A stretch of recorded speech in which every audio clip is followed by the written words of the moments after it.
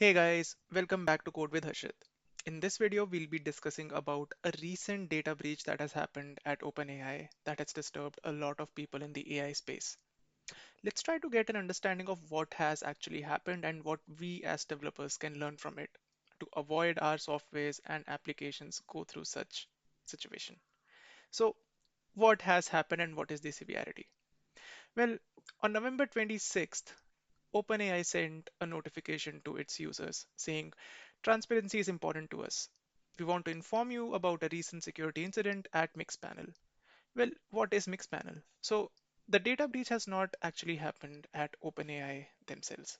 This has happened at the end of Mixpanel, who is an analytics provider for OpenAI. So OpenAI uses Mixpanel, which is an analytics company, to run a lot of analysis on user data that OpenAI captures for its users. Now, OpenAI says that the data set that has been exposed to the hackers is limited to the users of platform.openai.com, which means only the users who use the platform OpenAI have been exposed. Other products like ChatGPT and other OpenAI products are secured. So here's what OpenAI says. The incident occurred within Mixpanel systems and involved limited analytics data related to some users of the API. Users of ChatGPT and other products were not impacted. So what is Mixpanel and how did they end up blowing such a big heist of data? On November 9th, Mixpanel became aware of an attacker that gained unauthorized access to part of their systems and exported a dataset containing limited customer identifiable information and analytics information. Mixpanel notified OpenAI that they were investigating and on November 25, 2025, they shared the affected data set with us. So it seems that the whole thing actually happened on November 9th, but Mixpanel actually informed OpenAI on November 25th. That's when they got to know that the data has been exposed. So what did OpenAI do after they got to know? Well, the first thing did was they removed Mixpanel from their production services, which was so obvious this had to happen. And they reviewed the affected data sets and they are working closely with Mixpanel and other partners to fully understand the incident and its scope. So by now we know that a data breach has happened at the end of Mixpanel, which is an analytics platform that OpenAI uses. The interaction between OpenAI and Mixpanel actually happens by through the front end of OpenAI, where Mixpanel actually captures a lot of data activity and data of the users who are actually using the platform OpenAI, and they run a lot of analysis on these data sets and send back the results to OpenAI. So now let's go to how this attack actually happened. Well, let's take a look at this very interesting article that I found when I was trying to get a sense of what has actually happened at Mixpanel. So, what actually happened? According to Mixpanel, they discovered the unauthorized access on November 8, 2025. Their public statement explains that the breach originated from a smishing campaign targeting an employee account. Now, what is smishing? Smishing is basically an SMS phishing kind of an engineering where an attacker would use SMS phishing to get unauthorized access. Mixpanel describes the event as a targeted SMS phishing attack and said that once identified, they took comprehensive steps to contain and eradicate unauthorized access and secure impacted user accounts. So Mixpanel then notified OpenAI on November 9th that they are investigating the incident, and a few weeks later, on November 25th, Mixpanel provided the affected data set to OpenAI. So the whole thing is now clear that there has been a data breach, a lot of data has been exposed. OpenAI's data has been exposed by Mixpanel in a smishing attack. Now, what all kind of data has been exposed? Well, OpenAI says that, look, not not a lot of sensitive data has been exposed, but they have given a clarity on what kind of data has been exposed. So they say like the fields like name, email address, their approximate location, your operating system, and the browser that you use to use these OpenAI products like platform openai.com, your referring websites, and your organization or the user ID of your API account have been exposed. Now, this is still not clear whether the data is limited to these fields, but maybe in the coming days we might get to know more about more such fields that might have been exposed in this breach.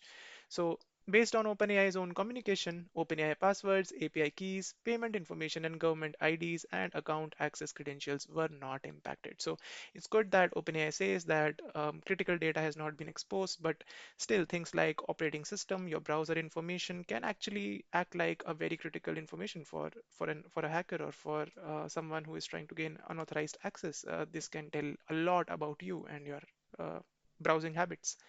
Um, Now let's take a look at what we can do to safeguard ourselves from such situations and why this kind of a thing could have happened at Mixpanel's end. Now, when I was researching about this incident, I got to know about some facts that I would like to show you. All right. Well, now let's take a look at what we as developers can do to safeguard our software or app from such situations. Well, in this scenario, surely the smishing attack should never have happened. But another thing to be noted is that once the attackers got the unauthorized access, the data was simply there for them to grab. The data was not encrypted or masked. This leads us to a very important design decision, which is called data masking. I'll go ahead and share some of my own suggestions with you on what we can do on our end as software engineers to save our applications. Well, the number one thing would be to never log sensitive data. Well, if we simply do something like console.log and we try to log, let's say, the user password, well, this is a really bad practice to do. We should never be logging sensitive user data in our application. Number two would be to always clean your analytics events. If you're using a third-party analytics platform or you're using any third-party vendor, only send what you need. You should never overshare. If you're not sure, don't send it. The third would be to use an allowed list of safe fields. How I would say it like is you can create, let's say, an array of elements which you can, let's say, call as safe fields, and you can just pass the fields that you consider are safe. For example, the username, or it could also contain some other PIIs like the name, then the email, and so on.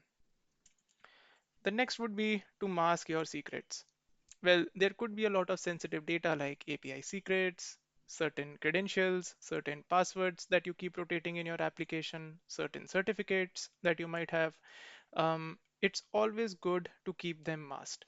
So let's say if you have something like an API key, which could be anything, for example, just a random string, it's always better to not, store it in a way that it's completely available for an attacker. You should always mask it so that it's not even visible or does not even make sense to any attacker. One another suggestion that I would share is to have separate dev and prod setup. So you should never use same analytics keys everywhere. If you're using a separate third-party analytics platform, never use the same keys on your lower environments and the same key on your higher environments. Um, Always add basic checks in your code base. You should prevent logging your password fields, block unfiltered objects from being sent. Let's say, just like we saw, you could have, let's say, a user object, which could have field like password. It could also have a field like, let's say, email. We don't want these fields to always be logged in our code base. There should be checks in your code base that prevents you from logging these confidential fields. And one last thing would be to review your logs before deploying. A quick 30-second check prevents huge incidents. And I think at last, I would only say the lesson here is very simple. Log less, clean more, and never trust third-party tools with unnecessary data. And that's it for this video, guys. If you found this video informative and if you learned something, please do like the video and subscribe to my channel. I'll keep posting more such informative content and some more coding videos. That's it for this video, guys. I'll see you next time.